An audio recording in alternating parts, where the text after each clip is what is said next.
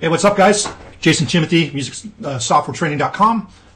You're either on my Facebook page or you're in my YouTube channel. One of the two, whichever you're at, welcome. If you're seeing me for the first time, wherever you're seeing me, feel free to either like or subscribe, hit the notifications if you like these sort of things, and we'll just go for it from here. So, the last video that I made, you may or may not have seen it, is kind of more about giving your music more importance or making it more of a priority.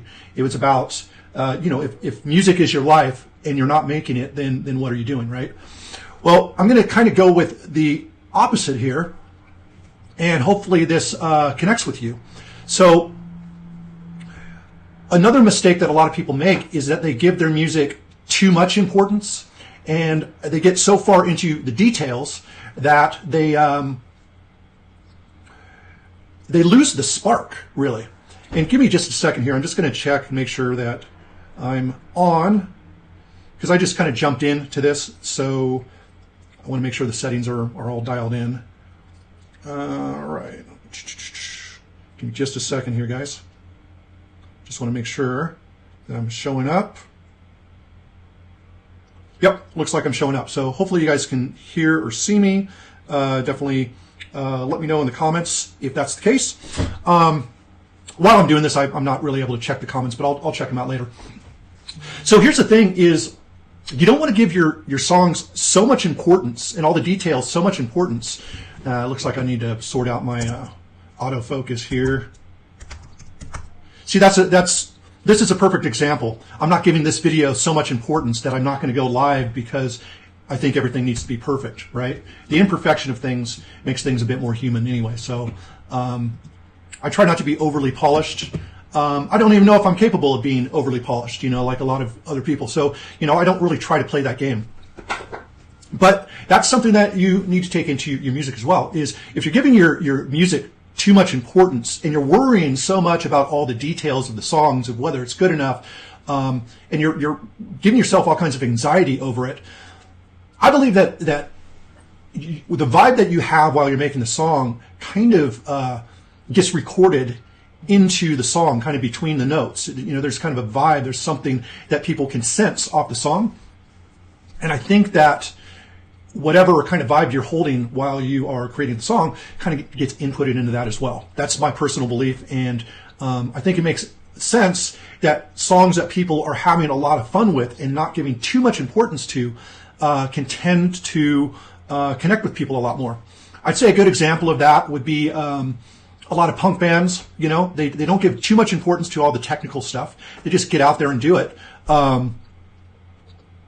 What other kind of music? I'd say like a band like the Beastie Boys, right? They have a sense of humor about the music they're making, and they don't take it all too seriously. A lot of their songs are pretty lo-fi, but people really connect with that imperfection, right?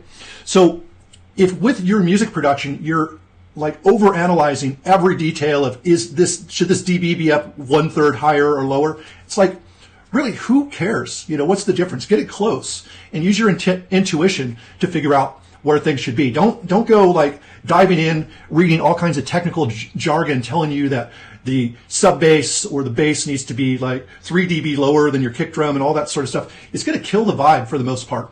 I mean, you could read it once to kind of get some ideas, but really, you should not be thinking about all those rules. You shouldn't be thinking about all those rules of looking at EQ charts of how everything is supposed to be EQ'd. Just pick a frequency and kind of sweep around and see what sounds good. You know what I mean? Now, I would say that you want to make sure that each sound sounds good within your song instead of just soloing each sound and like enhancing the mid frequencies of everything, because that's what a newbie mistake that people tend to make is they EQ the same EQ frequency and boost the same EQ frequency for every sound, and now by boosting everything, nothing's really standing out. So there is a little bit of that going on, but all the details of, people asking me, what's the perfect setting for these kind of vocals for this particular style of music? It's like, I can't really give an answer to that because every song is different, even within a certain style. Sometimes over compressing something sounds good, but sometimes it sounds like too much and it makes it sound really trashy. You know what I mean? It just really depends on what you're going for, right? So you need to let go of all the rules and you need to really enjoy the process. The enjoyment of the process is what really comes through in your music. And even when you are talking about or writing from a dark place, you can still get into a certain flow that intuitively you're feeling that things are either right or not quite right. And here's the thing, your intuition will get better and better as you go. So you can't think that your first song or your second song is going to be perfect. So what you do is you just do the best you can. You nail it to a certain point. You get yourself into an intuitive flow, and you just allow the mistakes to happen. Here's the thing, is perfection is way too sterile for people to really connect with anyway. We are imperfect beings, so we don't relate to perfection anyway. So why are you trying to do something that us as humans are not capable of doing anyway?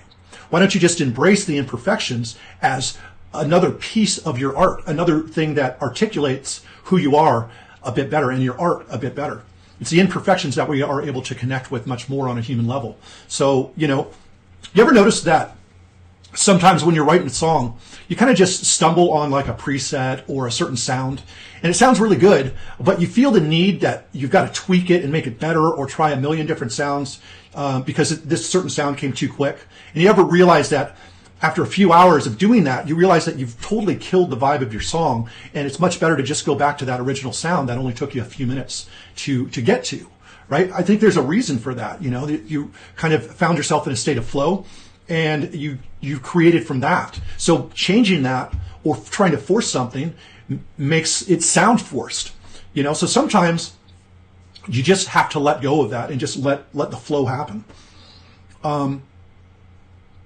The enjoyment of creating and sharing what you do is contagious, much more contagious than waiting for perfection before you're willing to share. Because if that's what you're going with, you can go years or decades feeling that you're not ready, and you're just going to continue to repeat that feeling of not being ready every time you keep yourself from just pushing something out there. You just need to push something out there, allow yourself to be judged, allow yourself to be vulnerable, and then work on the next thing.